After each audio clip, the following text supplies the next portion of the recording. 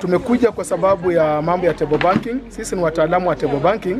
Tunafanya na wao table banking, watu wanaweka shares kwa meza na baadaye tunawakopesha na kisha wanakuja kulipa baada ya mwezi moja ama miezi kadhaa baada ya kujisaidia katika mambo ya kufanya biashara ndogo ndogo.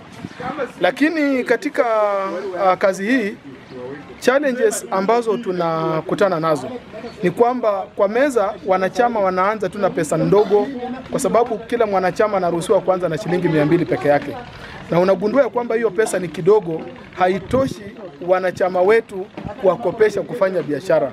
Kama serikali inaweza kutusaidia ikaweza kuinua hazina zetu kupitia kwa hizi vikundi, alafu tupate pesa mingi ambayo tunaweza kusaidiana na vikundi kusustain, ili ya kwamba watu wakope wakifanyia biashara na kulipa kila mwezi, maana pia itazaa pesa mingi na mwisho wa mwaka kila mwanachama atapata dividend vizuri. Tunaelimisha wanachama wetu, ni baadhi ya mafundisho ambayo tunafanya katika kitengo cha table banking, ili ya kwamba tufundishe watu jinsi ya kukopa pesa kuanzia kwa ndogo wakiweka kwa biashara, na vile ambavyo hizo pesa zinatakana kuwasaidia na warudishe. Kwa hivyo kuna watu ambao bila shaka wanakuwa na changamoto za kulipa, lakini huwa tunawafundisha sana jinsi ambavyo wanaweza kulipa hata hizi pesa kama ni kidogo kidogo, ili wasiwe kwa kikundi ambacho kinaitwa defaulters, angalau waweze kulipa. Na wale ambao wameshindwa kabisa kulipa, tunawatembelea nyumbani kwao, tuone ya kwamba ni sababu gani inawafanya wasiweze.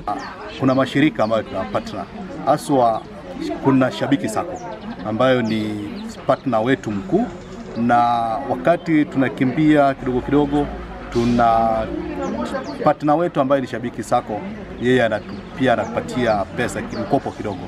Tumesajili watu katika Shabiki Sacco ambapo naona watu wanawekeza vizuri, na baada ya kuwekeza nafurahishwa kwamba hii sacco haijai to fail. Watu wakati wanahitaji kuchukua mkopo, watu wanachukua mkopo na wanajiendelesha kibiashara. Ninaomba serikali wakati inapeana mgao iweze kukumbuka pia na hivi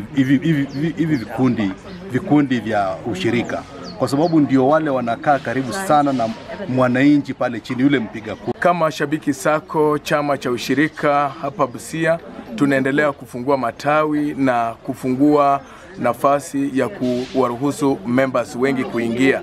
So far tuko na zaidi ya members 2,500 na tunaendelea kurecruit members wengine ili waweze kujiunga na Shabiki Sacco, wapate namna ya kuweza kujiendeleza. Lengo la Shabiki Sacco lilikuja kwa sababu akina mama na vijana wengi walikuwa hawana mahali pa kupata pesa ya mikopo kwa riba ya chini, na ndio sababu Shabiki Sacco tulikuja na nia ya kuleta pesa ama kuleta njia ya kuanzisha wanachama ili waweze kupata pesa za riba ya chini.